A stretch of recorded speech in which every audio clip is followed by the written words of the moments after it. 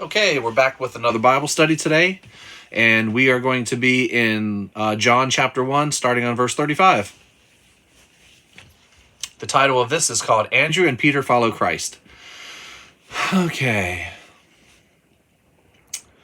Again, the next day, John stood with two of his disciples and looked at Jesus as he walked. He said, "Behold, the Lamb of God!" The two disciples heard him speak, and they followed Jesus. Then Jesus turned, and seeing them following, said to them, "What do you seek?" They said to him, "Rabbi," which is to say, when translated, "Teacher, where are you staying?" He said to them, "Come and see."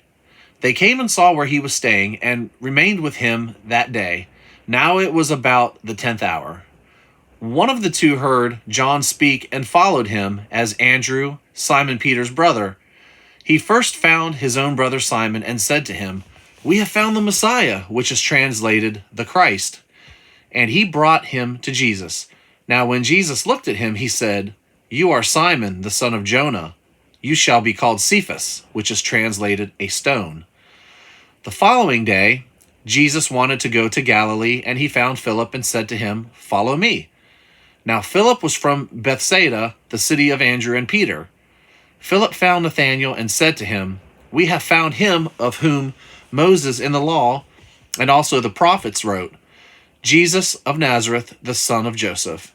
And Nathanael said to him, "Can anything good come out of Nazareth?" Philip said to him, "Come and see." Jesus saw Nathanael coming towards him and said of him, "Behold, an Israelite indeed, in whom is no deceit." Nathanael said to him, "How do you know me?" Jesus answered and said to him, "Before Philip called you, when you were under the fig tree, I saw you." Nathanael answered and said to him, "Rabbi, you are the Son of God. You are the King of Israel." Jesus answered and said to him, "Because I said to you, I saw you under the fig tree, do you believe? You will see greater things than these." And he said to him, "Most assuredly, I say to you, hereafter you shall see heaven open and the angels of God ascending and descending upon the Son of Man." So, and that's the end of chapter 1. So let's go back and touch on a few key points here on things that I didn't quite understand. Hopefully by reading the commentary, it'll help you understand. Okay, so we started on 35.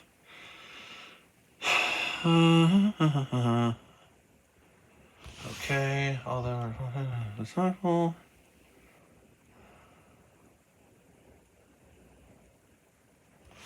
Okay. Well, let's see.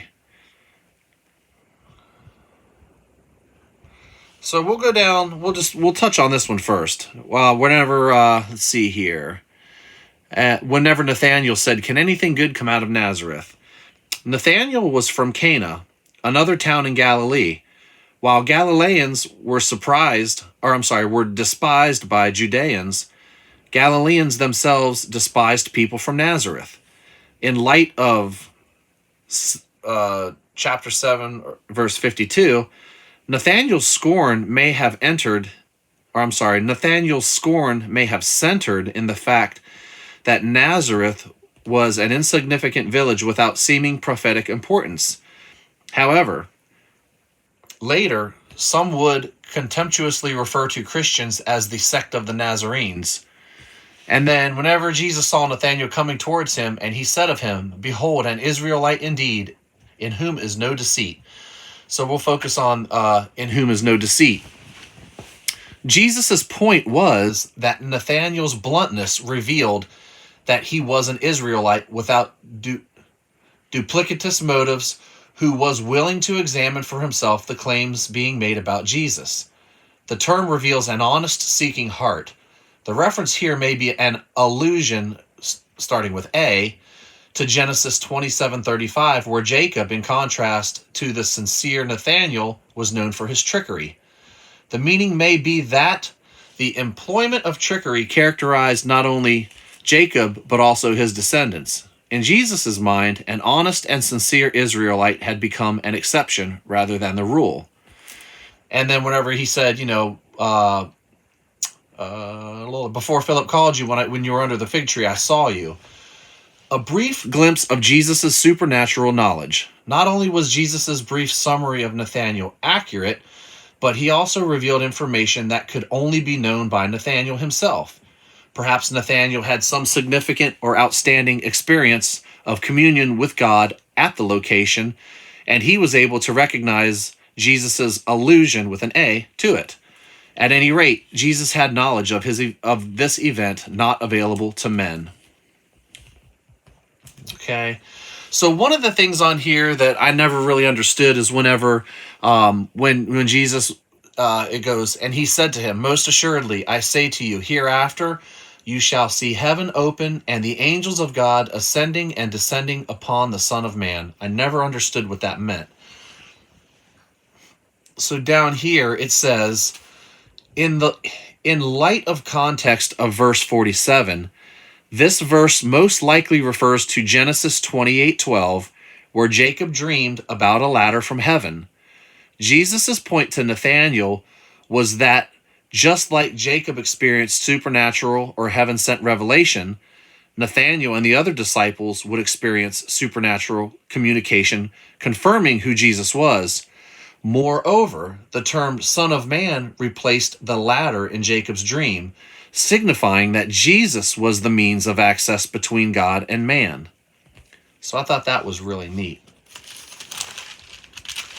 So, let's see. Anything else here? And then at the end where it says, ascending and descending upon the Son of Man. Son of Man.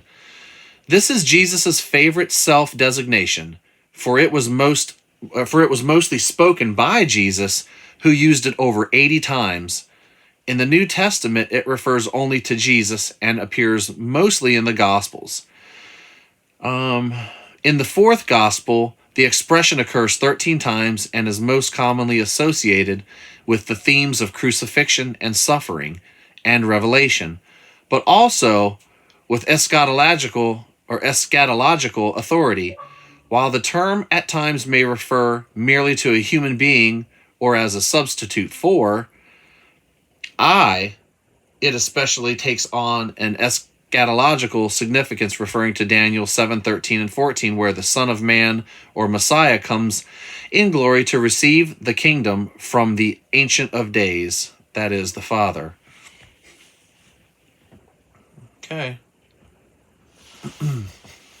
So that's the rest of chapter 1 for today. And we will start in chapter 2 tomorrow, and it's going to start with Christ changes water into wine. And I found out something really interesting in there that I'd never known before.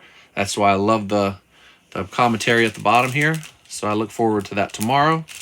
And like I said, if anybody has questions or anything like that, I personally might not be able to answer it, but in the footnotes here, it's a lot of good information. So feel free to leave it in the comment section, and I will reply to you as soon as possible.